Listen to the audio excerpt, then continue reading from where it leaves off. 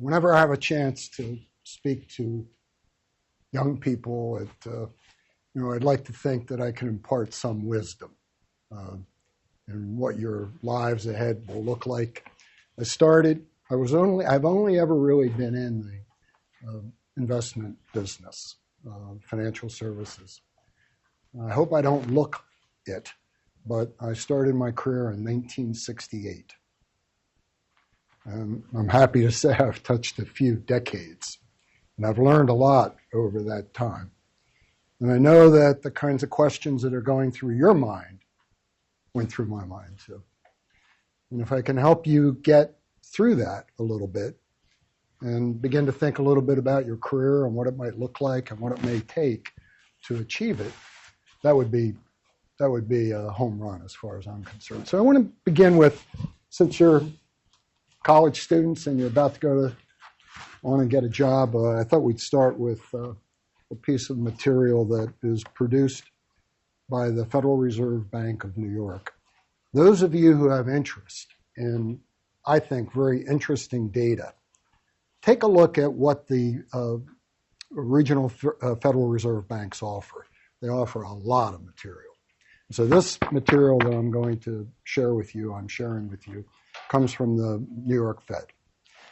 Now, it has to do with college graduates and what they make. And it looks like it's a pretty good time for a college student to be graduating. You're in big demand. You've read about the labor shortage, what's going on, and I would like to share with you my view on what is going on. I know you hear people say from time to time, people don't want to work, it goes on and on, that kind of view of what's going on. But I'd rather share with you, I think, some data, which is very telling. You're familiar with the labor participation rate. Now, the labor market is defined as everyone over the age of 16, not institutionalized. That's the labor market. Now, that labor market in 1998 was 73% of the people in that universe were working, participating. Today, it's around 62%. Now, why is that? Is it because a large percentage of people do not choose to work any longer? That might explain some of it, but it doesn't explain all of it. The reason is, look at me. I just told you I was starting in 1968. I was born in 1945. I'm 80 years old. I'm in the labor, I'm participating. But most people, once they get to the age of 60, 65, they're not. So all those older people who are living longer, and because we are living longer, they're not participating. Makes perfect sense to me. You are part of the labor market. You're not participating, probably because you're students. A lot of 16, 17, 18-year-old high school students. None of that's included. All of that is included, unless you're incarcerated or institutionalized in some way. Then you're not in the. But if you're living and breathing, that trend started in 1998. It's steadily come down to where it is right now. In my mind, there's no reason why that will change. So that bodes really, really well for you. But you're going to be dealing with artificial intelligence, and if you don't have people, we're going to be trying to replace people with machines. You can't get people. I would argue that we're going to have driverless trucks. Why? Because we can't get truck drivers. So that'll really push the idea that we're going to have these driverless vehicles. So that's the environment you're coming into. So it's a really, really good time. If you have any questions about that at the end, what we're trying to show you there, let me know. Now, what about investments? Well, when I was your age, I knew I always wanted to invest. So I was in high school when I was thinking about investing. So for me, it came easily. not necessarily getting into the investment business, but the idea that that's how I thought, what made me go. But if I could retrace my first 20 or 30 years, I would. That is, if I knew then what I know now, that learning curve, I think, would have been a lot steeper. And so, I was a lot like you are. I think I was probably very much like you are. But I didn't know what I was doing. And I found myself, as I worked with my clients and myself, I might buy a company one day and sell it the next. I didn't know why it worked. I didn't know why if it went up, it worked. If it went down, it didn't work. And I personally, I think in my career did very well. I don't think that my investments did as well as they could have. And I don't think my clients did as well as they could have, because everywhere I looked, there was another way to do it. Everybody's got a way. And it was in the mid-'90s, and I'm a very upbeat person, so I don't want to mention the word depression. It's a serious problem. But I was depressed. I wasn't deeply depressed, but I was floundering, and what am I going to do? Here I am. By then I'm 50 years old, 40 years old. What's going on here? And I went on a quest to read about every prominent investor that I knew about. Now, Warren Buffett has never written a book about himself and how he invests, but I read quite a few books about what people thought Warren Buffett did and others. And I came across the idea that let's try something. Now, remember, fortunately, I was in a position where I could employ other people and have them work, and we learned some things. And do you have a handout, Joe? Oh, okay, she does. Okay, good. And I got this idea that there were certain characteristics that successfully managed and run and invested in companies had. I wasn't really sure what they were. And I was in Bermuda. I am legally a permanent resident of Bermuda, but I live most of my time here. And I said, we're going to try something. We're going to backtest companies that have common characteristics, what we would call core characteristics. And we backtested a series of companies beginning 10 years ago, 15 years ago. Now, they had to be large cap. They were large cap, because a lot of, if we got into smaller companies, they may have been born yesterday or last year or whatever. But we ran some. And interestingly, every single one of them, well, there were two portfolios initially, they outperformed the S&P 500. And so the lady's name was Terry. It is Terry King. She's since retired. I went to Terry. I said, well, let's come up with more companies that share these qualities. So we screened for the companies, and we ran them, and guess what? They outperformed, hypothetically. Had we purchased them 10 years earlier, what would have happened? As we went further along with that thinking, we said, well, what if we held them without changes? Because remember, these stocks that we were talking about were purchased 10 years ago and held. So as time went on, we went either back further or had more years to study it. And we found that the survival companies, the ones that survived, even though we had some in there that turned really bad, the survivors did so well that the performance remained really well. Now, we didn't rebalance. We didn't change anything. These were passively done. But it scored. It created an idea that wasn't shared. Frankly, it's not shared today either. So let me go back now, and in that packet, you'll see a sheet. It's about 3 from the back, and it has these quality investing. So if you look at our logo, it says Curran is defining quality. So what did we say were the ingredients? So what we were saying is there were common characteristics that we found in companies that outperformed. And they were, we don't like debt. So we don't like companies with debt. I don't care how much they go up.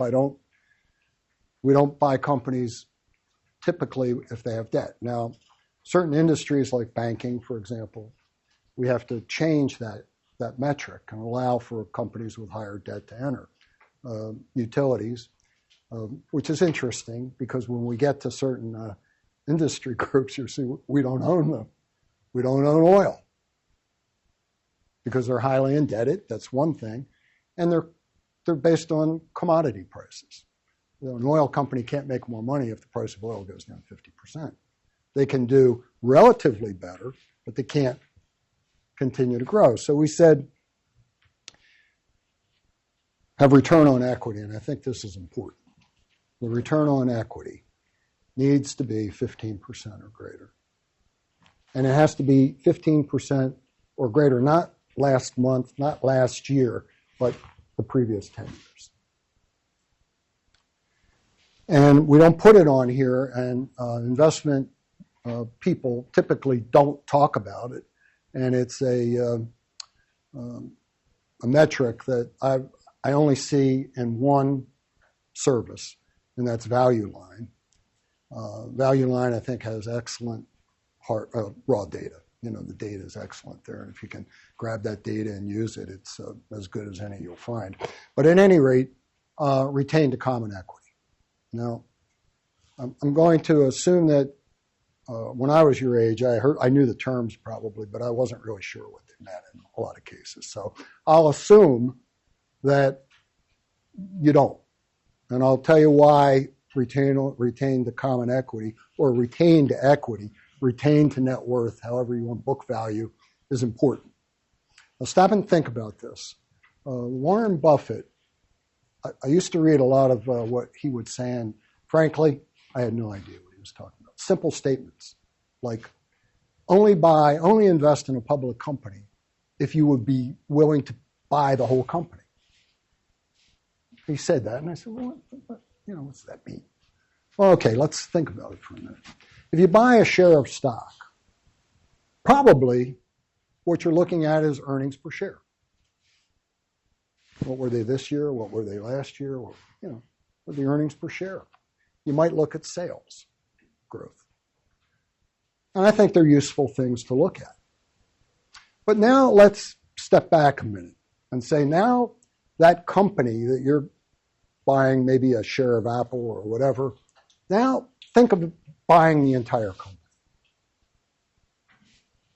Think about what you would look for. Would you buy a company that had a balance sheet that was 60% debt and assume that? Is that what you'd look for? I don't know. I'm not saying there's a right or wrong answer, but would you buy a company that was loaded with debt? Would you buy a company that had a low profit margin? Like if you were looking at a company that had an 18% profit margin or a 3% profit margin, and probably the 3% profit margin you'd find would also have a very high level of debt. Would you buy that company? I don't know, you might, depending on what you're looking for. But when you buy a share in a company, that's really what you're buying. You're buying a percentage of the debt. You're buying that company's profit margins. That's what you're buying.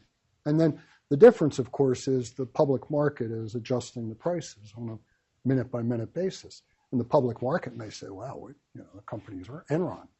I used to say, I don't know if Enron predates you, but Enron was a kind of an energy conglomerate that took their earnings from nothing to fantastic returns. And institutions bought Enron. Long story short is it collapsed.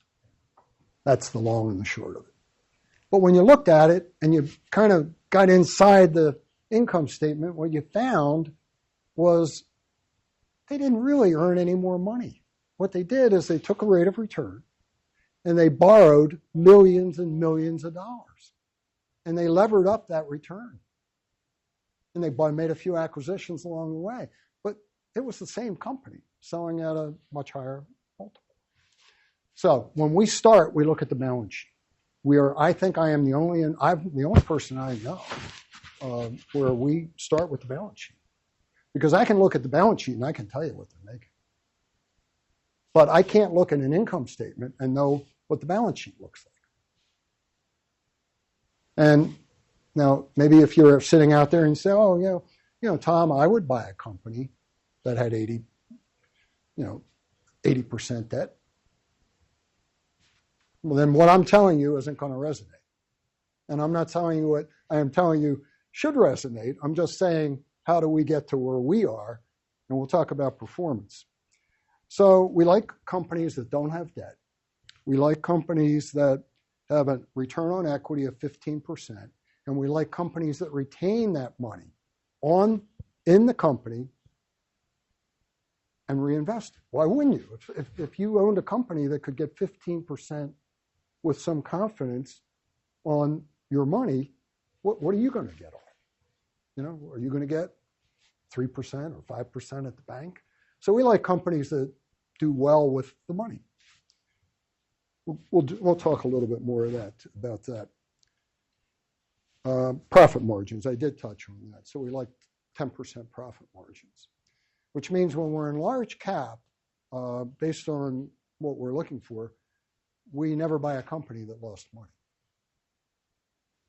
Now, when you screen 6,000 companies for those characteristics, want to take a guess at how many companies you come up with? Don't be embarrassed, because the answer, well, I'm giving you a clue. There aren't that many. There are maybe 500 companies out of 6,000 that can meet that criteria. So if you're trying to analyze stocks and you're looking at 6,000, and I don't know what you're looking at when you're looking at, our view is, why would you look at that? Because we've said the high probability is that if we exclusively look at companies that have these characteristics, we're going to do pretty well. So why would we care about the other 5,500? Are we trying to find a needle in a haystack? Are there winners out there? Sure. There are. I've turned my back on a lot of companies. But I don't think they can sustain what we're looking for over the long term by loading up on debt, having lean profit margins. That I don't think is going to happen. And we're looking for keepers.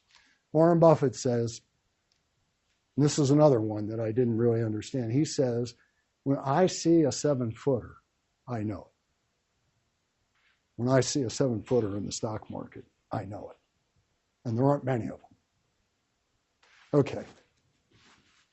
So let's turn ahead. Go to the Curran core growth equity. There are 2 pages. The first page is the one we're talking about. Let's talk about first the line graph. The line graph says that Curran does better than the market over the long term. We've outperformed the S&P 500 over 25 odd years by about a point net of expenses, and gross by 2.5 points.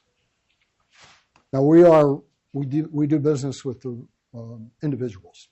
So if an institution were buying from us, their fees would be a lot less. So, but we do business with the general public, people like your parents and your friends, and they have fairly substantial amounts of money.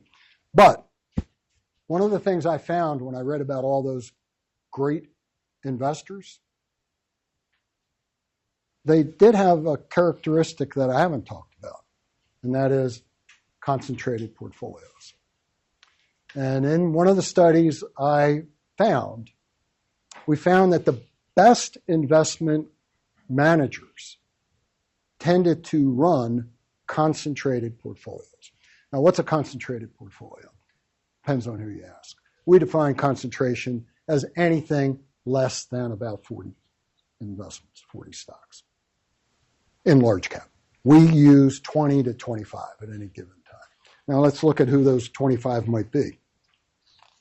Where are the 25?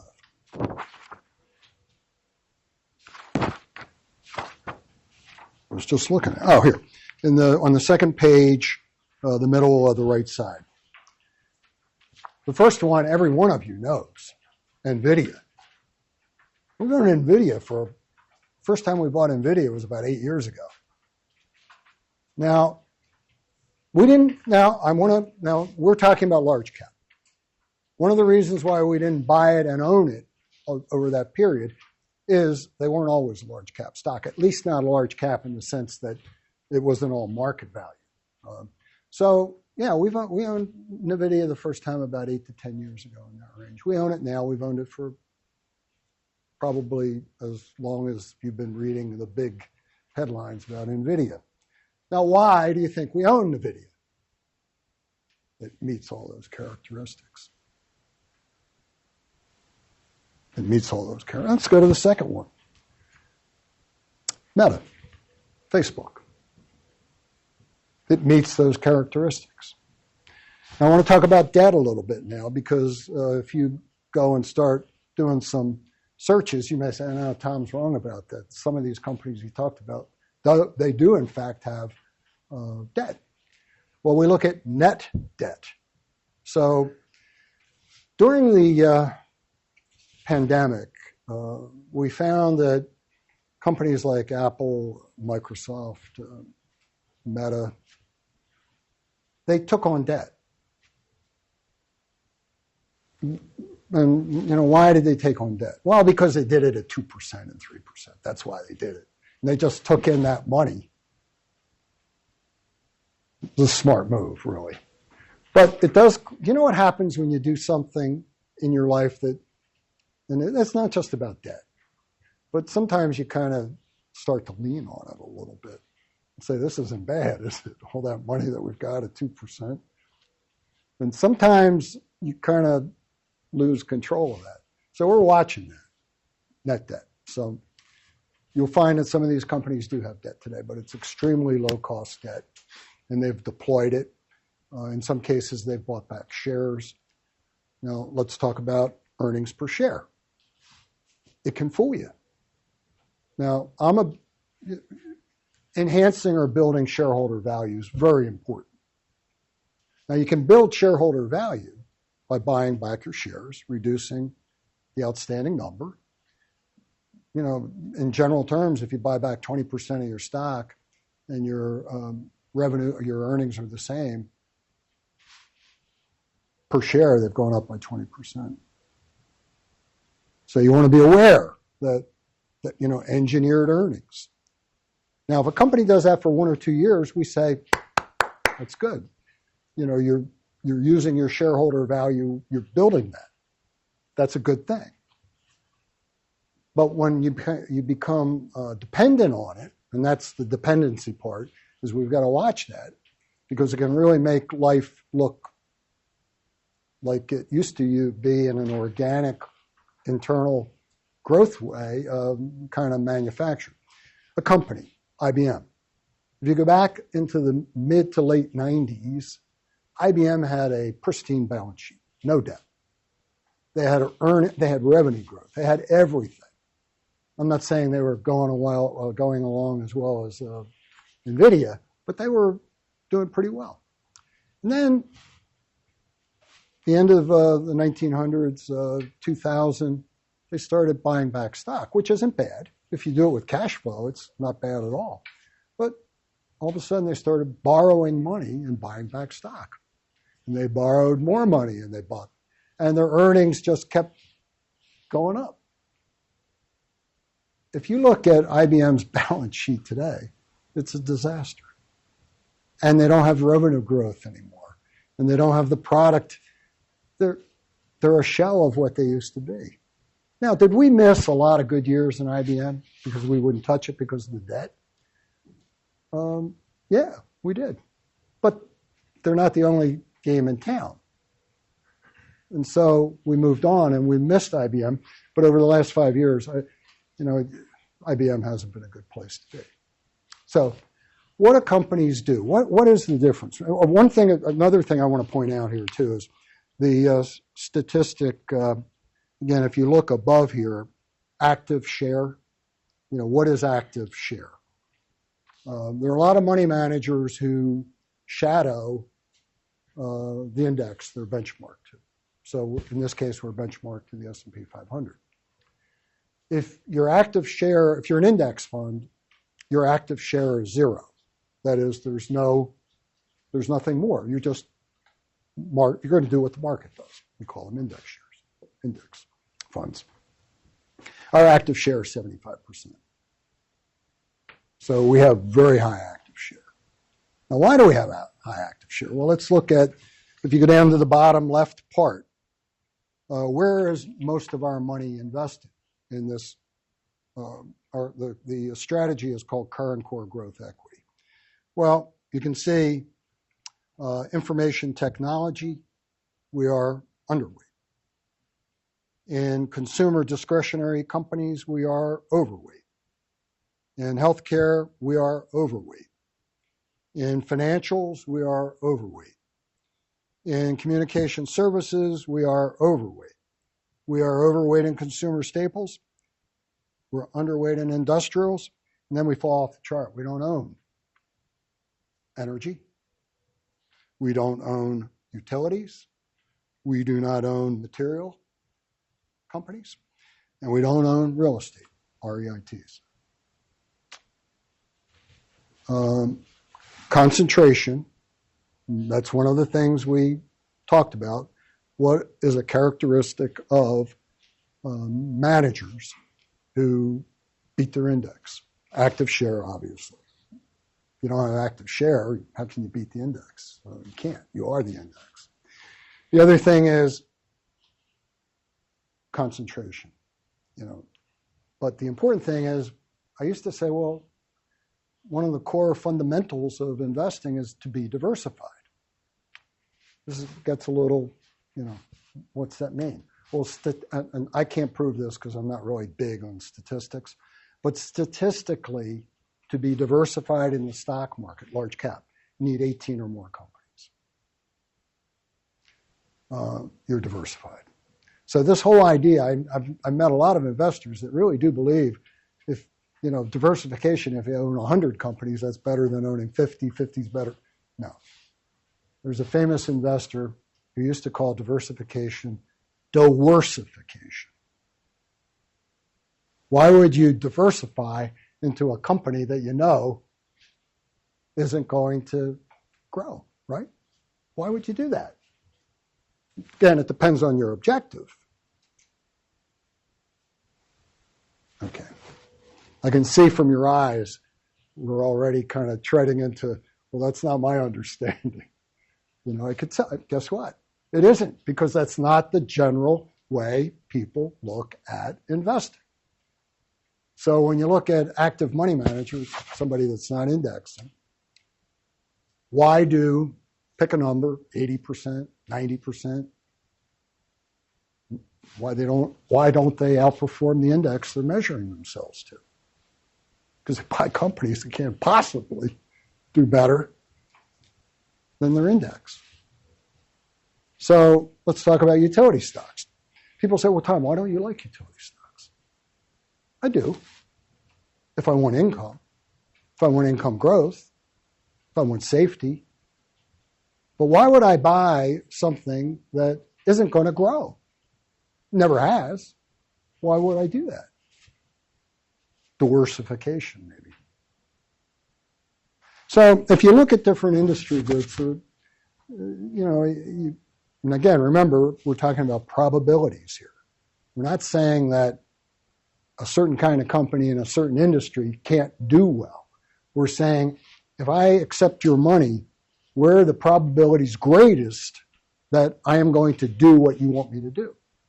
And if that's growth, then why would you buy something that isn't going to grow?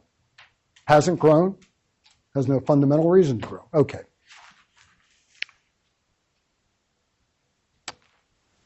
So I'm probably treading on some areas that you don't, I don't know, Tom.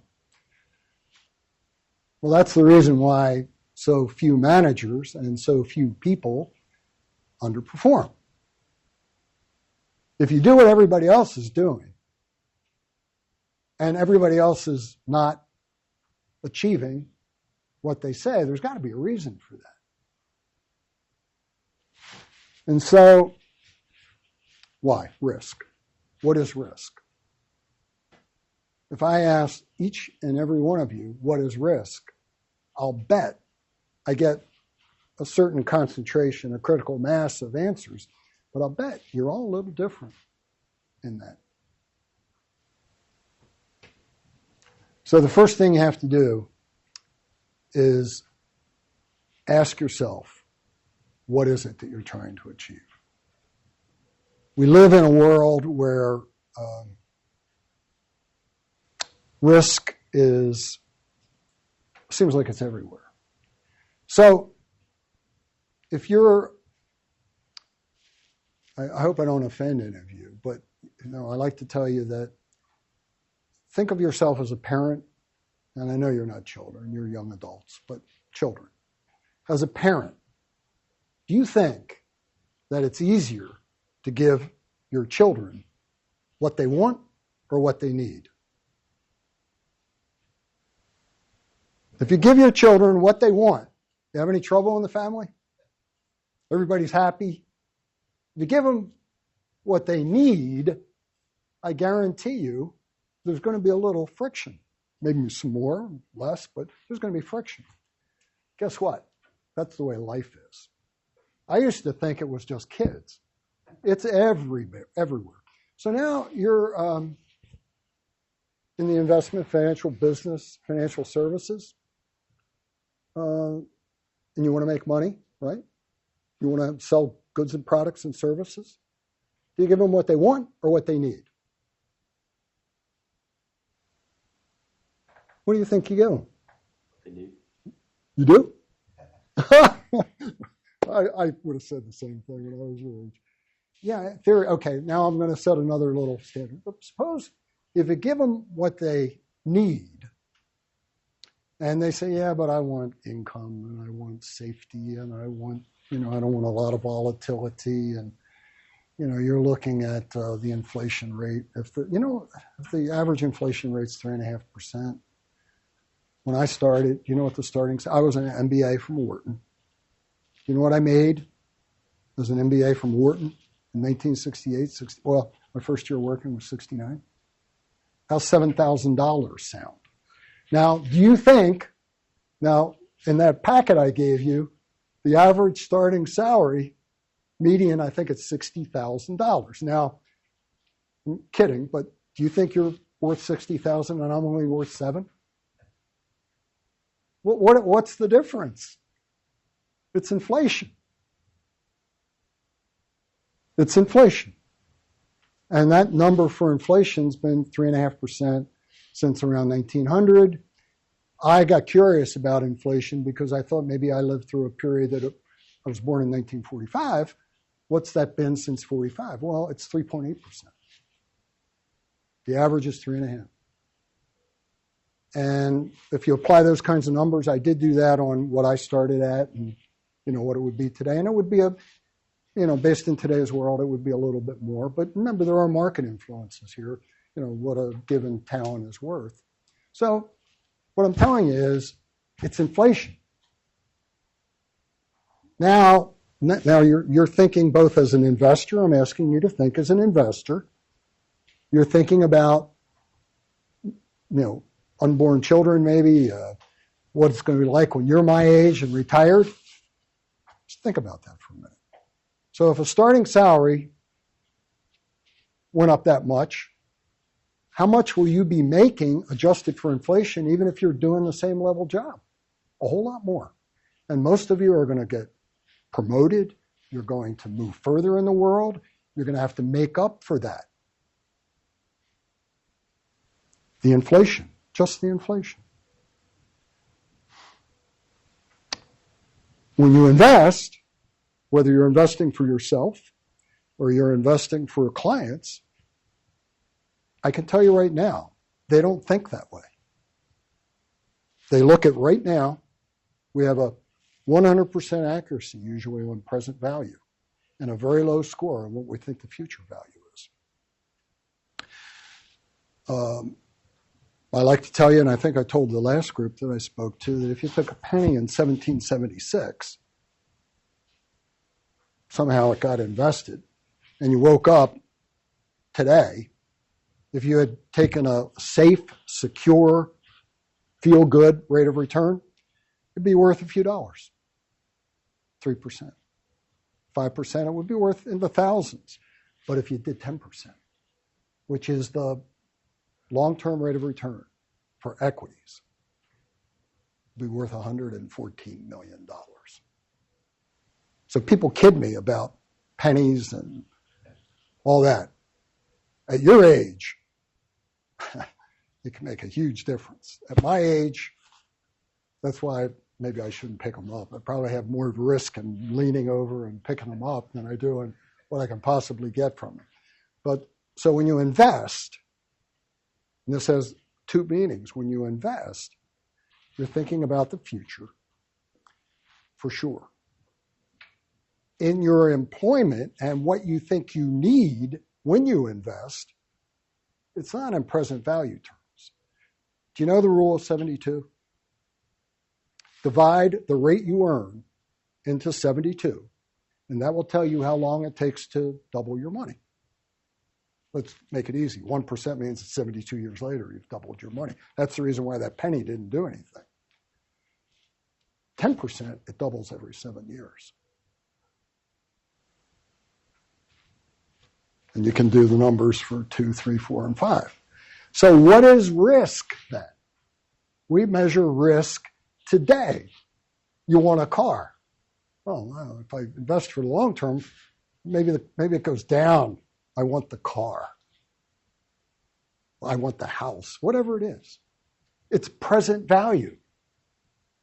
And 10 years from now, that will be, do you know what it'll mean, that what that is that you're trying to get today? You know what it's going to mean to you? Zero. Look around you. Everything you see used to be money. What do you think that carpet's worth today? I like to do this, especially with young people.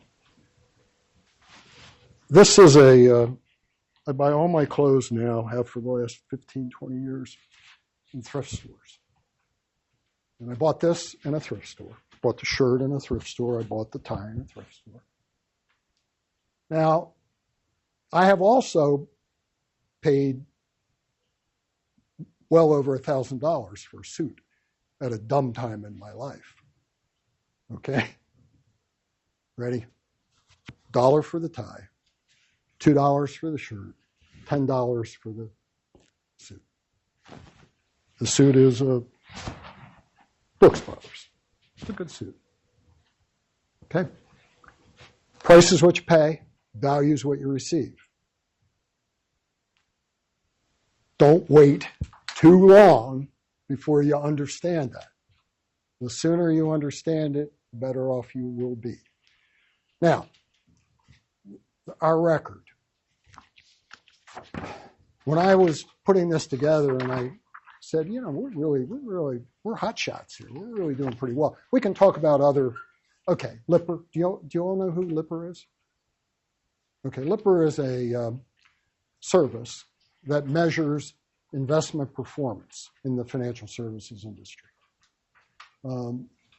Pick anybody, American funds, J.P. Morgan, pick any institution you like. They put out data and they say, if you want core growth, who are the best managers over the last 10 years? In that top 10, we're there. So are a lot of firms that you know and recognize. I used to, at some point, I said to myself, I got nervous about people copying us, and what if they do this, and what if they, and I got paranoid a little bit. Employees leaving and taking our trade secrets with us. I know it sounds crazy, but I did. You know why I don't worry about it anymore? I don't worry about it at all. Because the most important ingredient is not this. It's discipline. It is 100% discipline. And I don't believe people have that kind of discipline. Certainly institutions. I'll give you an example. In the early 2000s, tobacco was a real bad thing to own in the market. We did our analysis, and the cheapest stock we could find with the least risk was Philip Morris. Now, I don't look at things from an ethical point. I don't get into that. If somebody wants not to own something, that's their money. We can do that. So we had a major position, a 10% position in Philip Morris. I can't tell you how many phone calls I got. They're going out of business. They're doing this. They're getting all these lawsuits. Do you know, over a 3-year period, it was the best performing stock we owned and one of the best performing stocks because the prevailing wisdom wasn't disciplined. It was just it was caught up in the noise. It didn't look at the balance sheet. It didn't look at the facts. It just said, well, it's going down. It's going out of business. No, it wasn't. It was creating a huge buying opportunity. I can tell you from a personal point of view, it was one of the most difficult things because to be a good investor, you gotta trust your numbers.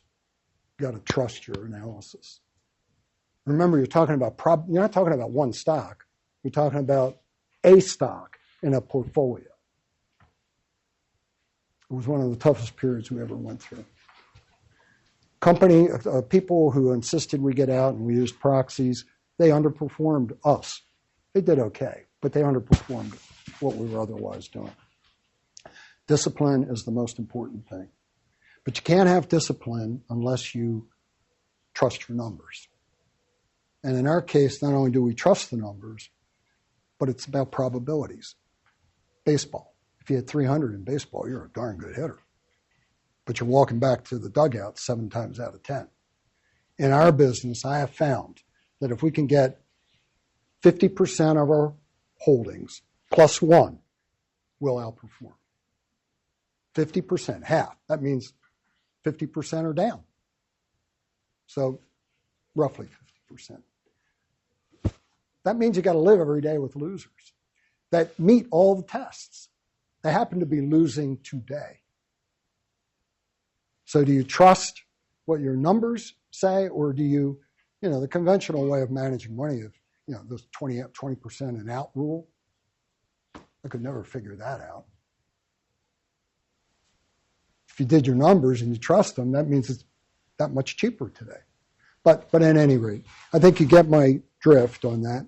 I thought we have about 15 minutes, so maybe it would be a good time if we did some Q&A, if that suits you. I'm ready. Don't ask me too many hard questions, particularly around statistics, because I'm not really good at that, but go ahead. Yeah. You said you started your career in 1968. Uh-huh. What were you doing when you started? Well, I was, I like to say I went to Wharton at a down time in their history. It wasn't the top of the market. So I got into Wharton. I was only 22 years old. I was a Phelps Fellow there. And so typically an MBA at a school like Wharton would be 28, 29 years old, some experience. So I was actually I was like you. I came out, I went to Wharton, and at that time I thought I wanted to make the world a better place to live, and I took a job with Nelson Rockefeller's government, came up from Philadelphia. I lasted about a year in the public service. And then I went into the business as a security salesman. We weren't financial advisors in those days. We were salesmen. So I was like you. So once you find a stock that fits your criteria, Uh-huh. How do you go about the valuation, like what price to buy it at? Okay, that's part of our trade secret, but I'll share it with you. What we say is, I want to try to put this in terms so that you can understand it. So when we buy a company today, we're looking at, in large cap, we're looking at a 5-year projection. So we take what that growth rate has been. We call it, everybody has a definition of intrinsic growth rate. We believe the intrinsic growth rate is the rate a company retains earnings and reinvests them.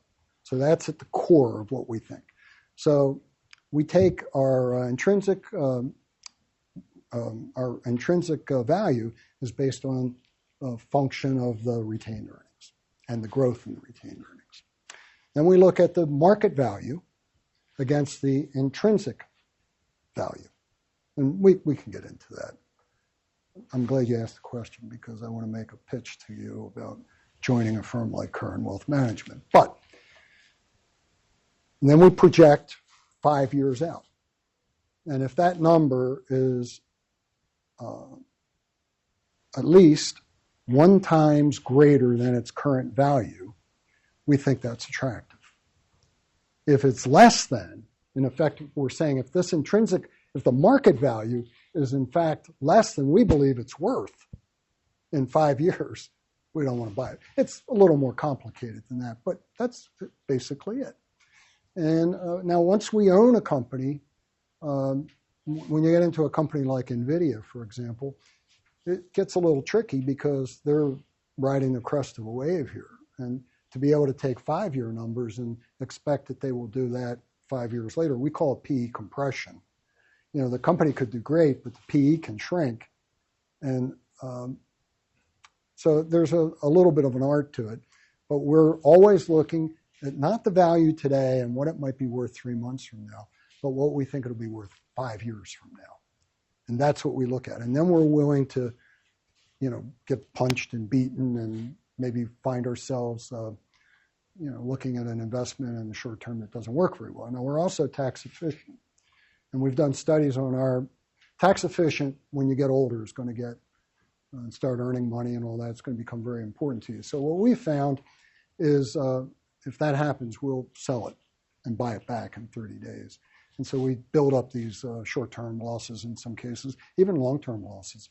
And so we're trying to provide our shareholders with as much of their gain as possible. And I know that's more than you asked, but it's a 5-year to 10-year thing that we're looking at. And if the stock comes back in the short term, we look at that as a buying opportunity, and we call that strategy harvesting losses. It sounds better than taking losses. So we harvest them and get back into the company 30 days later to comply with the tax law 31 days later. But I'm glad you reminded me of something. We're always looking for good people. And I know you're all, if you haven't got a job, you'll be looking for one. So Joe, I should have introduced you before. Joe, would you stand up?